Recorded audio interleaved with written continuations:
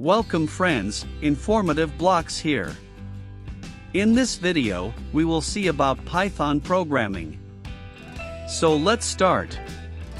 Let's see about the Python programming language. On February 19, 1991, Guido van Rossum introduced a programming language of version 0.9 and then named it Python. After that, in 1994, the first version of Python is introduced in which lambda, map, filter, and many more features were introduced.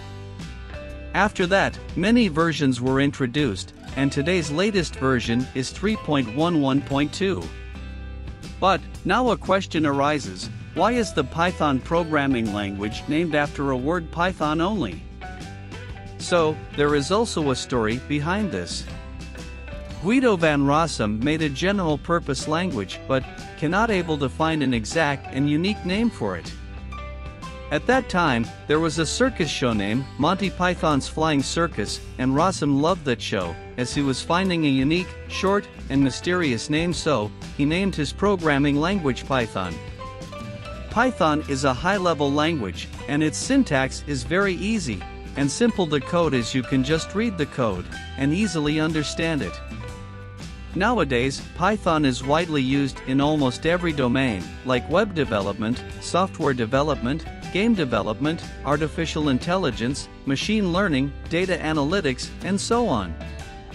So, Python is a popular and high-in-demand language. Python is an interpreted language, which means the code of Python is executed line by line. So, debugging gets easy, which means if any error arises, it is very easy to edit or debug the code. If you want to know more about compilers and interpreters, click on the link given below in the description of this video. So, that's all for now. In the next video, we will learn how to install a Python interpreter in the system. Subscribe to Informative Blocks for more such videos. Thanks for watching.